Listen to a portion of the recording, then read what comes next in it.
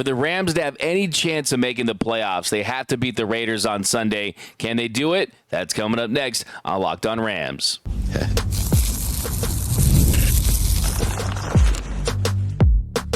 You are Locked On Rams, your daily Los Angeles Rams podcast. Part of the Locked On Podcast Network, your team every day.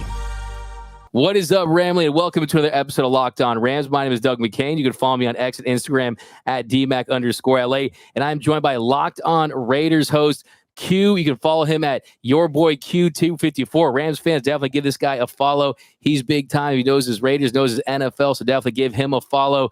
Today, we've got a Crossover Thursday Prize Picks episode. Crossover Thursday is presented by Prize Picks. Download the app and use code LOCKEDONNFL to win $50 instantly when you play $5.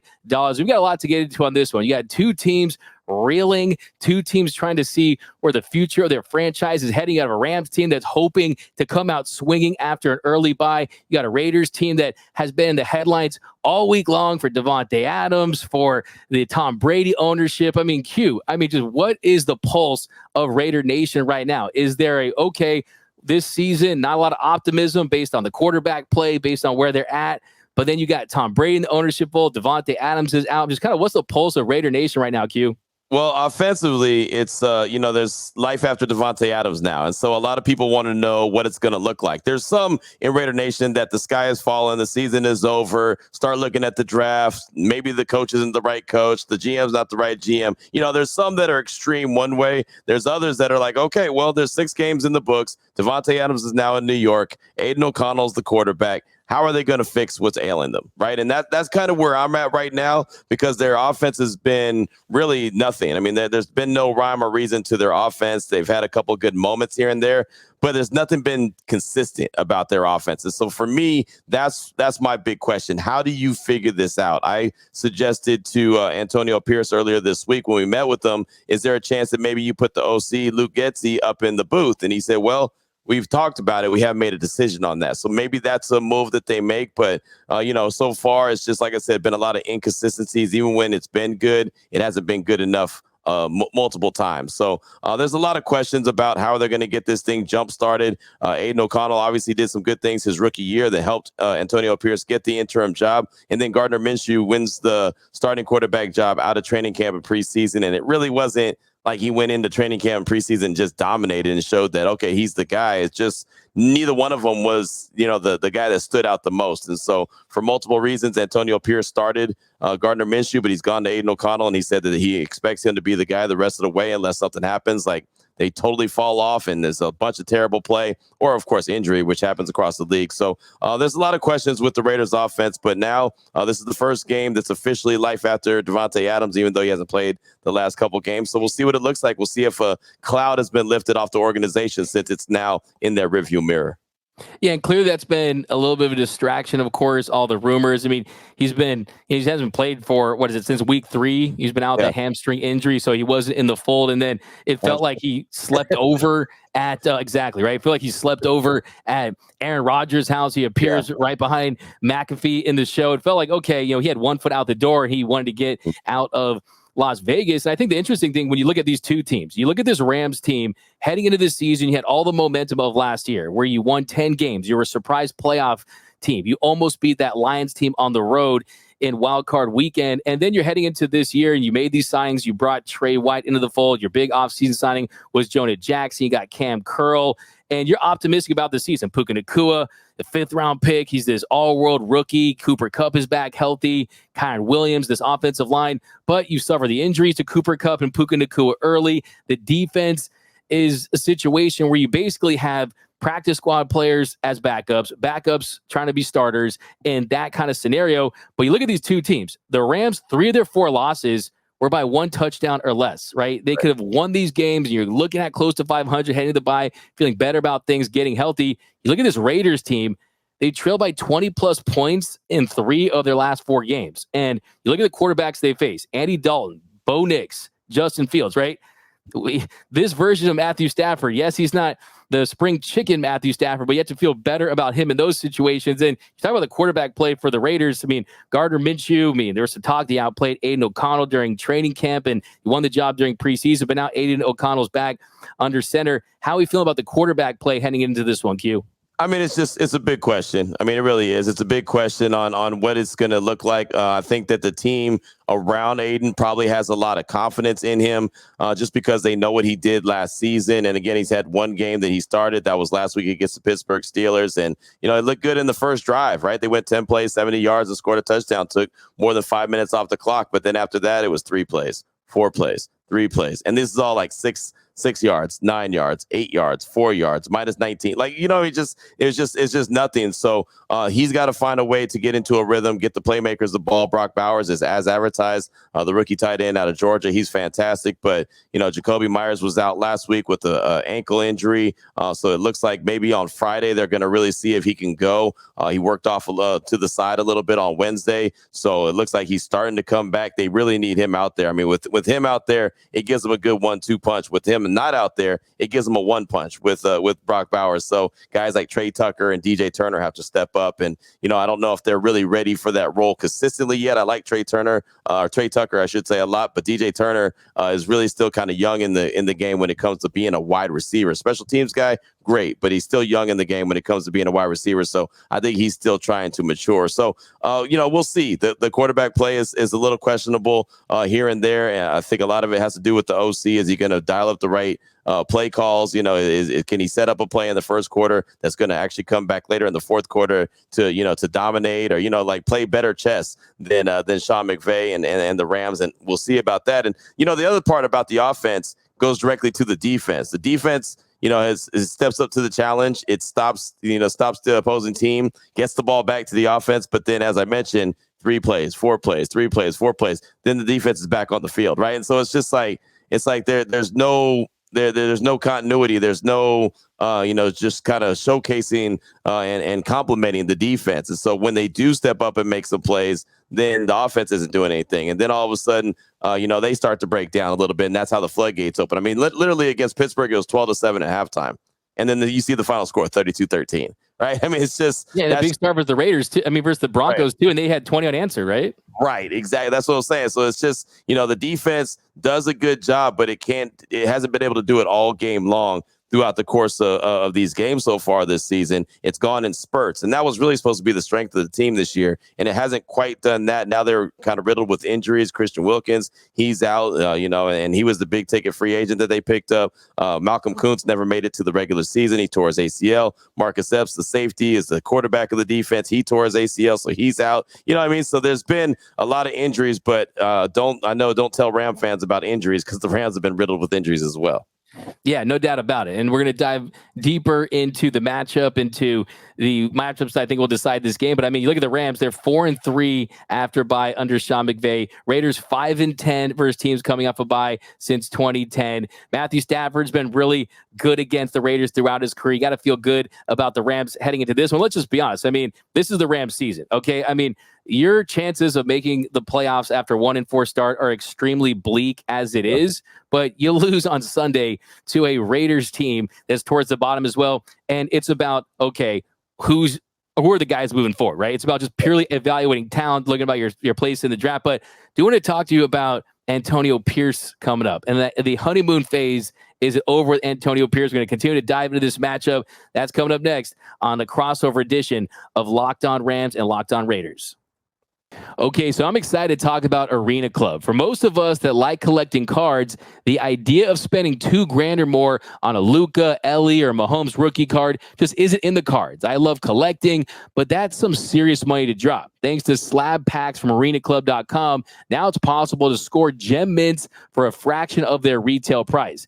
Every card that I listed was hit from last week's Arena Club slab pack drop. Arena Club is the only repack that provides real value, a complete view of all possible cards, and clear hit rates. So for me, when it comes to playing Arena Club, the slab packs, they're revolutionizing the repack game with transparency. You can get the card that you dream of, and you don't have to pay thousands of dollars After your pools are revealed, they immediately will be placed in your showroom for safekeeping, selling, trading, or auction.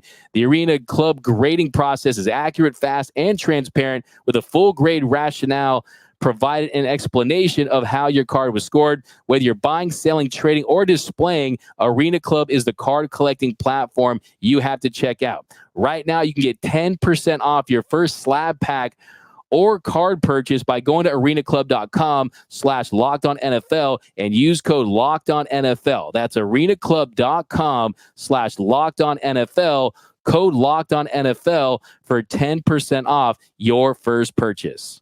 And just a reminder that today's crossover episode of Locked On Rams and Locked On Raiders is brought to you by Gametime. Now, it's very likely that we're going to have more playoff home games at Dodger Stadium. The Dodgers in the NLCS right now. You have a full Rams schedule to go. The Kings, the Ducks, the Lakers, the Clippers. There's a million things to do here in Los Angeles, but you need a ticket. Now, we're going to get those tickets. Gametime. Put the Gametime app on your phone because Gametime makes getting tickets to live events even easier than ever before.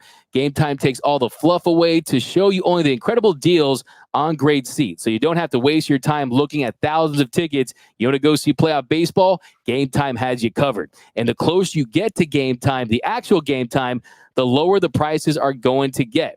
So put the Gametime app on your phone. Curation makes all the difference. It makes it easy to save on sports, comedy, concerts, anything that's going on in your area. So take the guesswork out of buying tickets with Gametime picks. Download the Gametime app, create an account, and use code LOCKEDONNFL for $20 off your first purchase. Again, create an account. Terms apply. Redeem the code LOCKEDONNFL. That's LOCKEDONNFL for $20 off your download. Download the Gametime app today. What time is it? Gametime.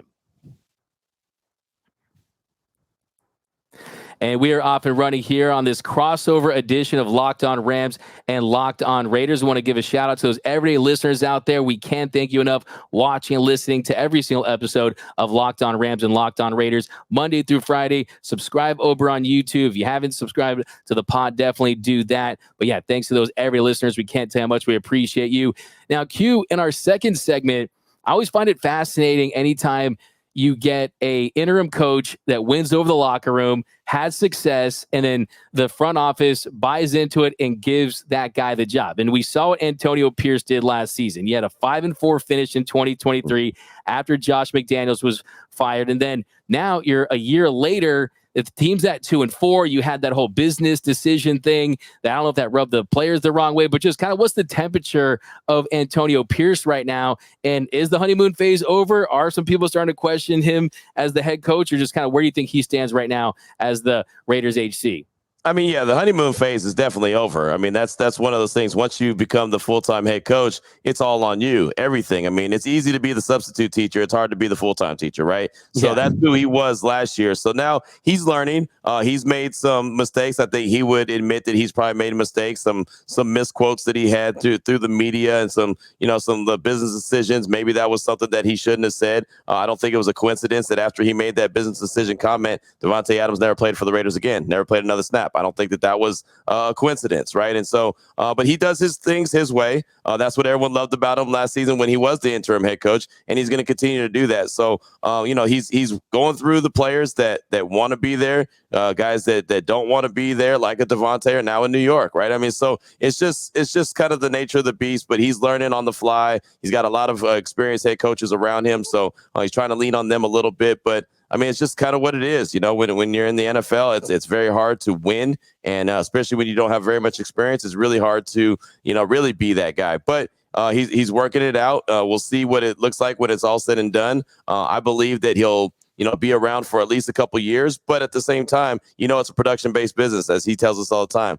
If you don't produce, you won't be in business. So we'll see what happens. You mentioned earlier that this is the Rams season. I'm not going to say it's the Raiders season, but I mean, they're 2-4. They don't want to be 2-5. And if the Raiders lose on Sunday to the Rams, then the rumblings from, Raider Nation that are irritated and think that, he wasn't the right guy for the job and they should have gone after Jim Harbaugh instead of hiring him, the interim, are just going to get louder and louder and louder. So, I mean, just for the sake of, the conversations and the rumblings to die down a little bit, needs to go and start winning some games. They got 3 before the bye week. So we'll see what happens. But I mean, this is a tough Rams team. The Raiders don't have a lot of success at SoFi, and I know the record doesn't show for the Rams, but I know that they've got a lot of talent. They've got a really good head coach, and so I'm sure there's a lot that the Rams are going to be bringing to the table come Sunday.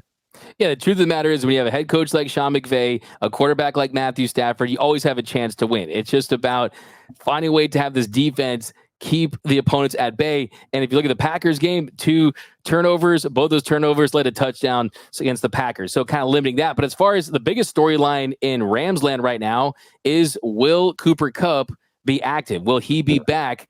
Deal with that high ankle sprain today. Sean McVay, he told us there's a possibility he could be ready this week. There's also a possibility that he might not be ready. So great. I love that. Okay.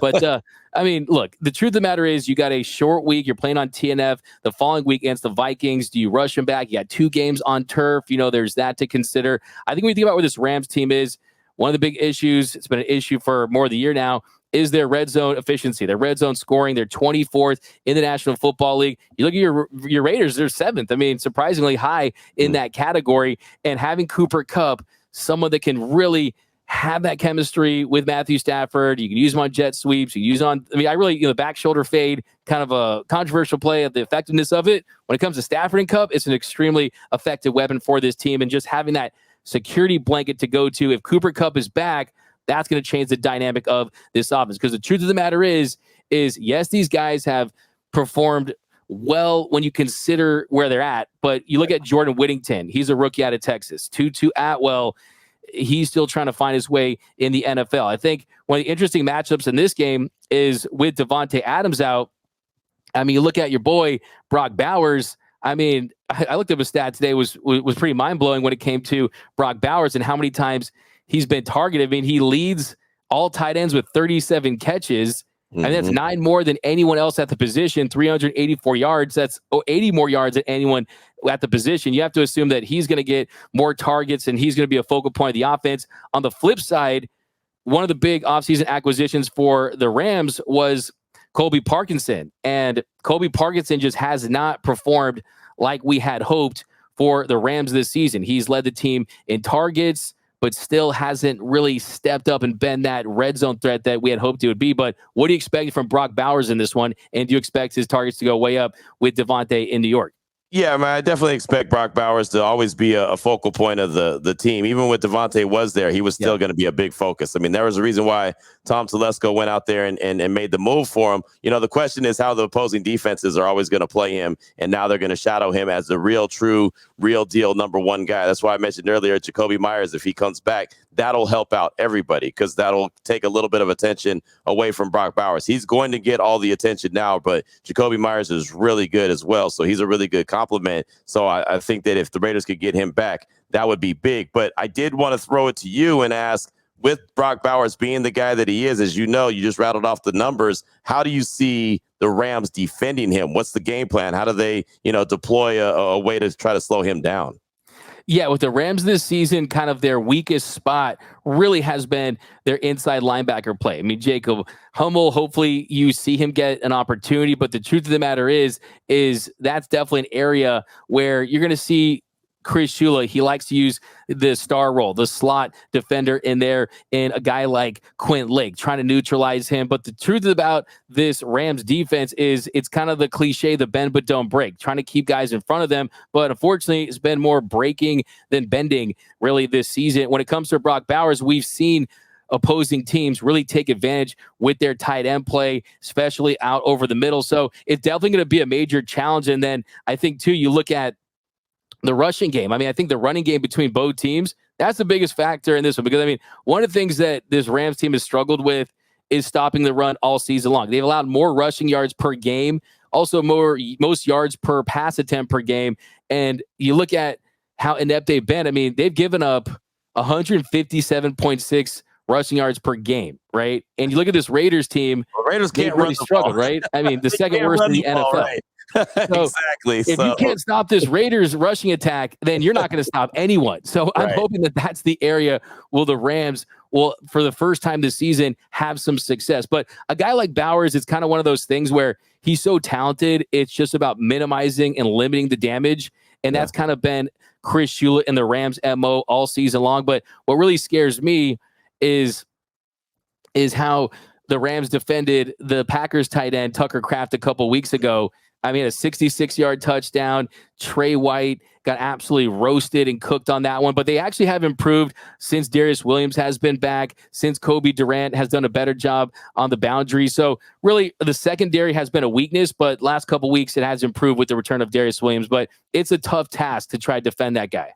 Yeah, no, it really is, man. He is as advertised. He really is. That was a great pick. Tom Telesco made it number 13 overall in this past April's draft. Everyone thought that the Raiders were going to get a quarterback. If not a quarterback, then an offensive lineman. If not offensive lineman, maybe a cornerback. Instead, they go out and get a tight end. That was the one position I never profiled. I never paid attention to. I never thought about because I just didn't think Brock Bowers was even going to be a guy that'd be sitting around there at number 13 overall. And here you go. Here's a gift from the draft gods when you get Brock Bowers. He is a playmaker. He is as advertised, and he's going to be the main key to the Raiders' offensive success if they have offensive success come Sunday or any other game the rest of the season. Like I said, he's the real deal. So excited to see him and what he can do the rest of his rookie year.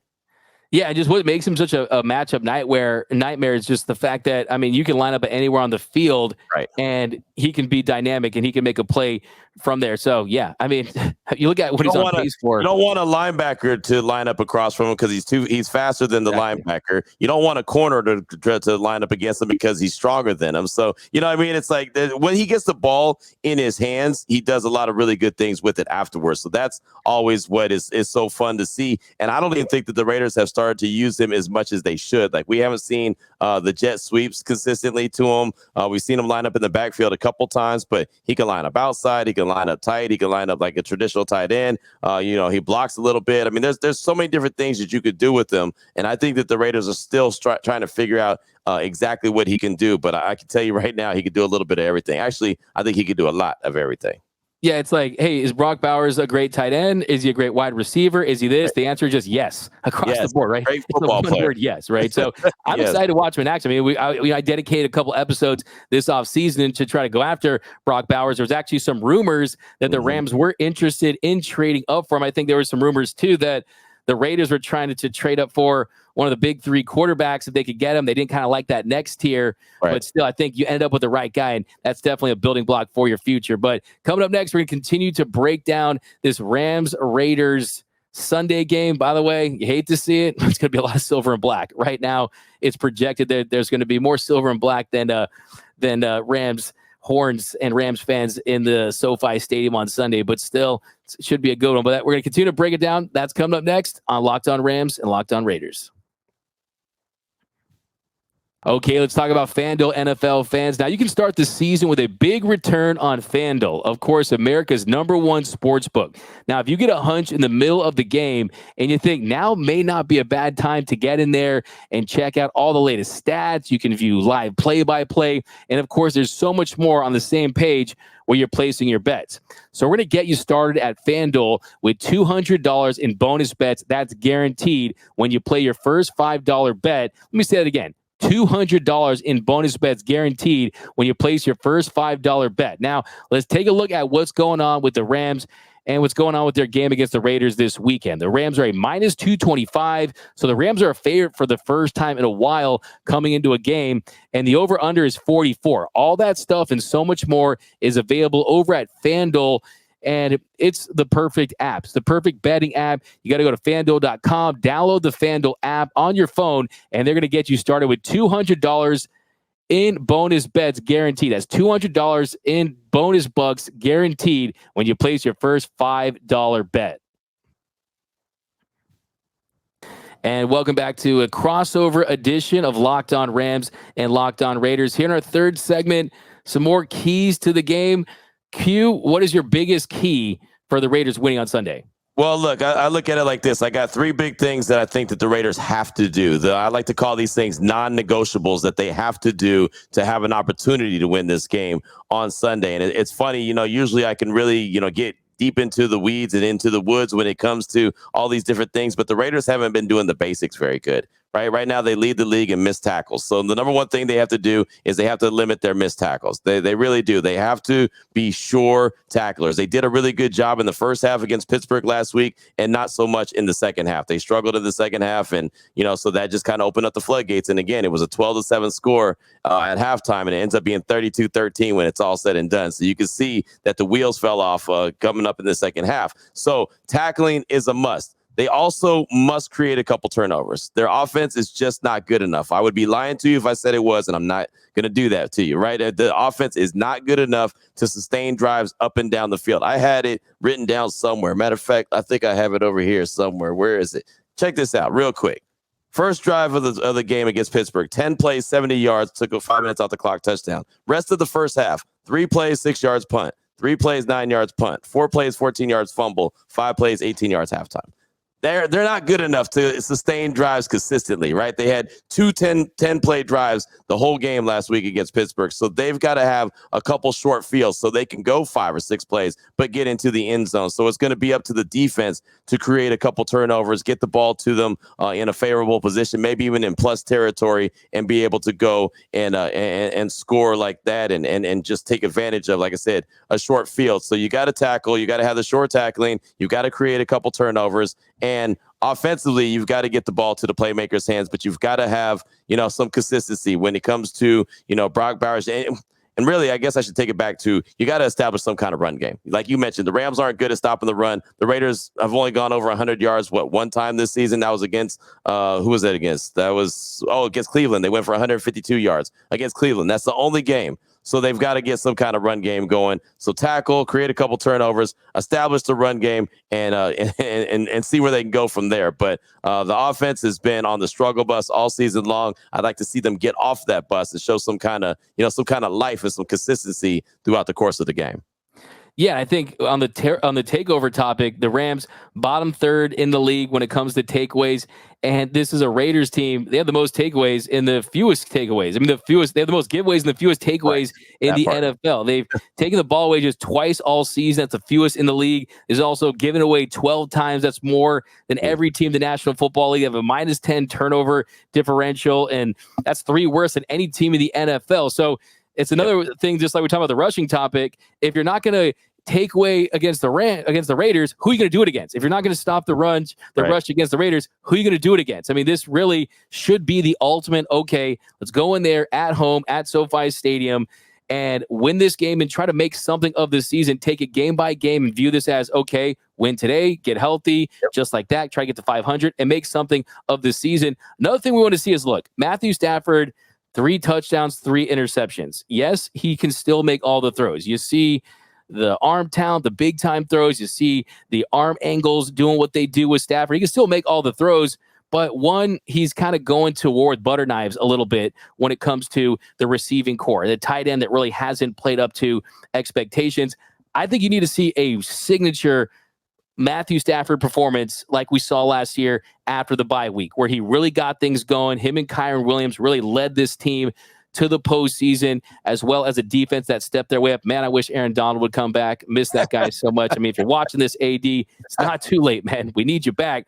But throughout his career, Matthew Stafford, he's balled out against the Raiders. I mean, throughout his career, small sample size, but still 2-1 against the Raiders throughout his career. I mean, he had 2 games with 390 plus passing yards, and the one game he lost, he had a 406-yard game with 3 touchdowns in 2019. So they need Matthew Stafford to come up big, make all the throws, limit the turnovers. I mean, against the Packers, you saw some pretty ugly interceptions by his standard. You saw a bad turnover by Kyron Williams as well. And then this is a team that is built to run the football. You bring in a Jonah Jackson, who you still haven't gotten the production from him. He's been injured with a shoulder injury, but you still have Kevin Dotson. You have a Bo Limmer, who is a young rookie at center. I mean, you just have to find a way to run the football against this Raiders team, and hopefully you find some way to salvage your season. I don't know if you throw out predictions on the crossover episode.